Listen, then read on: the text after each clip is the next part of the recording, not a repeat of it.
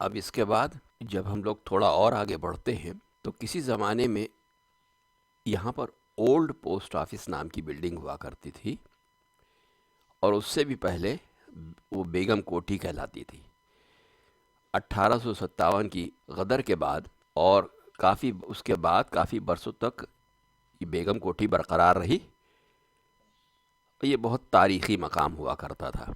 फिर British period में इस बेगम कोठी को पोस्ट ऑफिस में बदल दिया गया, जो कि बाद में ओल्ड पोस्ट ऑफिस के नाम से जाने लगी। और फिर कुछ और बरसों बाद जब तब्दीलियां शुरू हुई तो लव लेन के दुकानदारों को हटाकर यहाँ पर एक मैदान जैसा था उसमें बसाया गया, और फिर बीच की जगह, खाली जगह में पुरानी बिल्डिंग को गिराकर गवर्नमेंट के ऑफिसेज बन गए।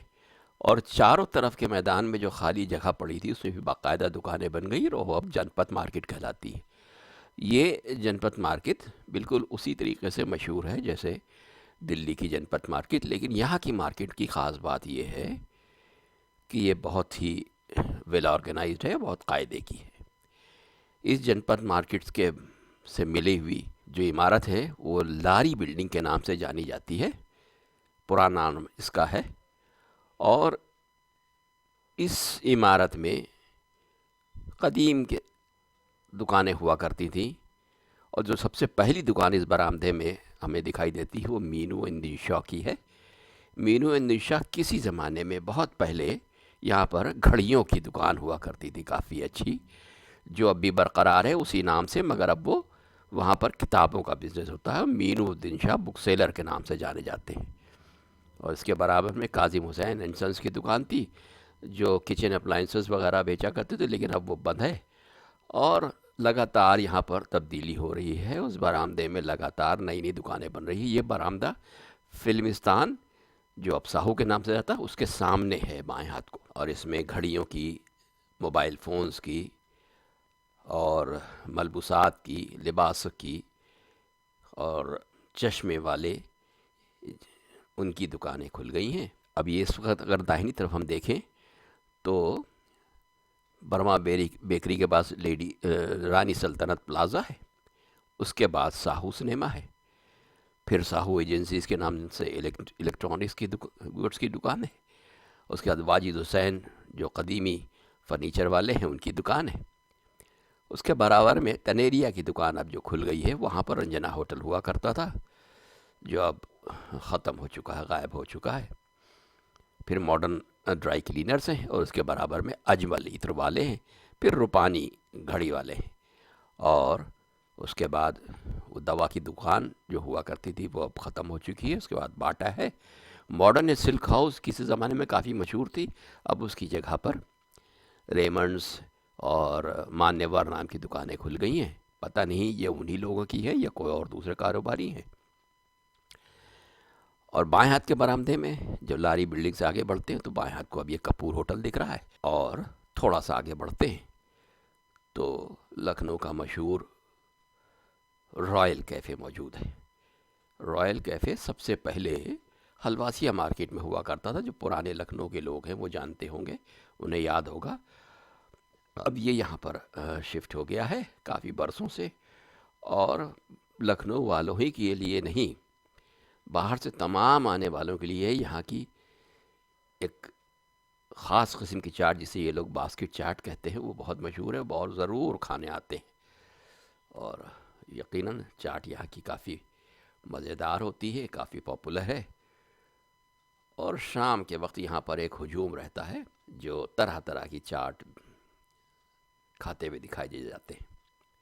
अब यहाँ पर वीडियो बनाने के दौरान देखा कि एक नौजवान गिटार लिए गाना भी गा रहे हैं, जो कि यूरोप में, फ्रांस में, इंग्लैंड में और अमेरिका वगैरह के कुछ शहरों में अक्सर देखा जाता है कि सड़क के किनारे जो जगह खाली है वहाँ पर लोग तरह तरह से अपने म्यूज़िक इंस्ट्रूमेंट से या गा कर लोगों को एंटरटेन करते हैं, और उससे उनकी आमदनी हो जाती है। यहाँ क्या है ये नहीं पता। ये सामने दिख रहा है एक नौजवान जो गिटार बजा रहा है और गाना गा रहा है, और वहीं पर बहुत से छोटे छोटे बच्चे जो गुब्बारा बेचते हैं या शुगर कैंडी बेचते हैं। ये एक बच्चा जो सामने दिख रहा है, काम करते करते थक गया तो वहीं किनारे खड़े खड़े सो गया है। और इस तरीके के बहुत से बच्चे यहाँ पर दिखाई देते हैं। लोग भी काफ़ी सपोर्ट करते हैं और उनकी मदद भी करते हैं, उनसे सामान भी ख़रीदते हैं। सामने आपको ये नौजवान गाना गाता दिखाई दे रहा होगा। साउंड मैंने ख़त्म कर दिया है क्योंकि ऊपर से ये कमेंट्री रिकॉर्ड करने की फरमाइश की गई थी, ताकि लोगों को बताया जा सके कौन सी जगह कहाँ पर मौजूद है। और ये मौर्या जी मौजूद हैं, जो रॉयल कैफ़े के माहिर चाट बनाने वाले हैं और इनकी अपनी एक पहचान है।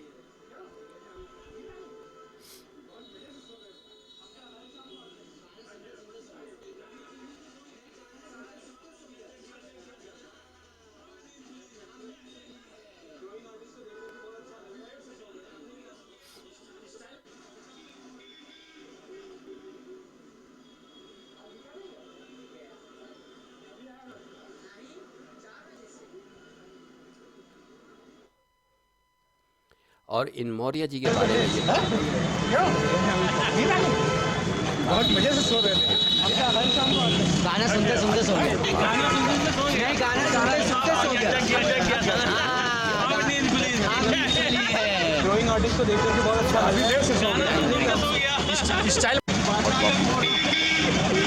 और ये वहाँ पर आज बिका नहीं गया, अभी आया ना नहीं, 4 बजे से आउट ऑफ द वे जाकर मदद भी करते हैं।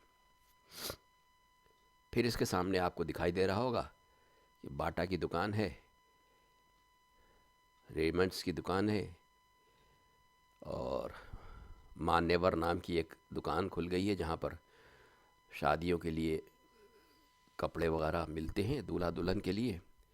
और ये है जहाँ पर मैं खड़ा हूँ, वहाँ पर हज़रतगंज का मेट्रो स्टेशन है। धीरे धीरे आगे बढ़ते हैं। DRM ऑफिस फिर पड़ता है और उसके बाद मेफियर का चौराहा कहलाता है, वो दिखाई देता है। यहाँ तक तो हज़रतगंज ख़ास है। उसके बाद बाईं तरफ जो रास्ता मुड़ गया है वो लाल बाग की तरफ चला जाता है। यहाँ से खड़े होकर अगर हम दाहिनी तरफ देखें तो LIC की बिल्डिंग है। LIC की बिल्डिंग के बराबर में एक जगह खाली पड़ी रहती थी, जहाँ पर लोग शाम को लोग 2 व्हीलर्स, साइकिल्स और अपनी व्हीकल्स वगैरह पार्क करते थे। एक टेम्परेरी स्टैंड था। उस मकाम पर अब एक बेकरी कम रेस्टोरेंट खुल गया है, वॉलनट बेकरी के नाम से, जहाँ काफ़ी रौनक रहती है। ये आपको सामने दिखाई दे रही है। वॉलनट बेकरी के बाद फिर वो बेक्स की जो ट्रस्ट की बिल्डिंग है वो शुरू हो जाती है, जिसमें एक मशहूर मस्जिद भी है। और यहीं से लव लेन शुरू हो जाती है। लव लेन की भी अजीब गरीब कहानी है कि कभी तो वो भरपूर आबाद हो जाती है, कभी उजड़ जाती है, कभी उजाड़ दी जाती है। कभी यह हालत होती है कि यहाँ कंधे से कंधा छिलता है जब चलो, और रेडीमेड गारमेंट्स और सर्दियों में स्वेटर वगैरह और जैकेट्स वगैरह ख़रीदने की एक अज़्दहाम लगा रहता है। लेकिन अब आज इस वक्त ये कैफियत है कि ये बिल्कुल सन्नाटा है। चंद दुकानें दिखाई दे रही हैं, शायद अब हटा दी गई है, अथॉरिटीज़ ने उनको हटा दिया है। दाहिने हाथ की जितनी भी इमारतें हैं वो बदस्तूर बरकरार हैं। बहुत अच्छी मार्केट बन गई है। ये भी लव लेन मार्केट के नाम से ही मशहूर है। और इस बरामदे में जो दुकानें पहले थीं वो अब ख़त्म हो चुकी हैं, उनके मकाम पे नई इमारतें बन गई। ये देख सकते हैं आप, लव लेन मार्केट दिखाई दे रहा है। अंडरग्राउंड भी है, फर्स्ट फ्लोर पे भी है। और यहाँ पर तरह तरह के घरेलू सामान का और कपड़ों का, जूते वगैरह का कारोबार अच्छा होता है। इसी बरामदे में किसी ज़माने में अच्छा कॉफ़ी हाउस हुआ करता था, जो अपनी एक हैसियत रखता था, जव्वार कॉफ़ी हाउस वाला कहलाता था। अब वो मरहूम हैं और उनकी जगह पर ये मार्केट बन के तैयार हो गई। देखिए किस कदर खूबसूरत है, साफ़ सुथरी है और यहाँ पर शॉपिंग के लिए अच्छा माहौल भी है। यहीं पर आपको फुटपाथ पर बैठे हुए लोग मेहंदी लगाने वाले भी दिख जाएंगे, जो त्योहारों के मौक़ों पर मस्तूरात की मेहंदी लगाते हैं। और ये बेग साहब सामने बैठे दिख रहे हैं। ये बेग साहब कभी सामने वाली इमारत के मालिक हुआ करते थे। यहाँ पर इनकी बहुत पुरानी किताबों की दुकान थी, यहाँ पर लाइब्रेरी थी। जो पुराने लखनऊ के लोग हैं वो जानते हैं कि यहाँ पर एक टाइपिंग स्कूल भी हुआ करता था, और यहाँ पर पढ़ने के लिए बहुत अच्छा ज़ख़ीरा था। इंग्लिश नॉवेल्स वगैरह काफ़ी ज़ख़ीरा था, और लोग वहाँ से किराए पर ले जाते थे, पढ़ के वापस करते थे। अब वो सिस्टम तो ख़त्म हो गया। इनका कहना यह है कि अब पढ़ने वाले नहीं रहे, अब मोबाइल ने और टीवी ने उनसे उनका कारोबार एक तरीक़े से छीन लिया। और ये वही पुरानी कला कुंज या गिफ्ट गैलरी सामने दिख रही है। और इस रो में जितनी भी दुकानें हैं वो अभी पुरानी बदस्तूर बरकरार है। सबसे पहले देवी रेडियोग्राम की दुकान थी, और उसके बाद और दूसरी दुकानें गिफ्ट गैलरी है, और फिर उसके बाद मलिक्स एम्पोरियम है। फिर बरामदे में दाखिल होते ही रॉयल गैलरी है, जहाँ पर डेकोरेशन का सामान मिलता है। किसी ज़माने में एक स्टूडियो भी हुआ करता था, वो अब ख़त्म हो चुका है। और उसके बाद चीप स्टोर है, और चीप स्टोर के सामने DRM ऑफिस हमको दिख रहा है, जिसमें इस वक्त लाल रंग की रोशनी हो रही है। तो ये था हज़रतगंज का एक छोटा सा सफ़र। और ये उन लोगों के लिए है जो मुल्क छोड़कर बाहर चले गए हैं, बाहर बस गए हैं। जो कुछ भी ज़रूरतें रही हों उनकी, जो कुछ भी हालात रहे हों, जो कुछ भी मजबूरियां रही हों अपने ज़रिए माश के लिए या और दूसरी ज़रूरतों के लिए, दूसरी वजूहात से, और वो अक्सर पूछते हैं कि लखनऊ का हज़रतगंज कैसा है, क्या माहौल है।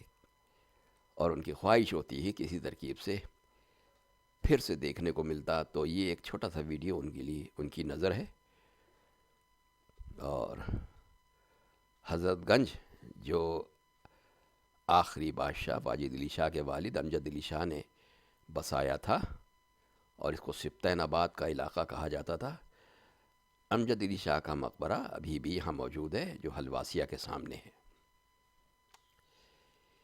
ये था एक छोटा सा इंट्रोडक्शन, छोटा सा बयान हज़रतगंज के बारे में। उम्मीद है आप लोगों को पसंद आएगा। अगर पसंद आए तो कमेंट करके ज़रूर बताइएगा कैसा लगा। शुक्रिया।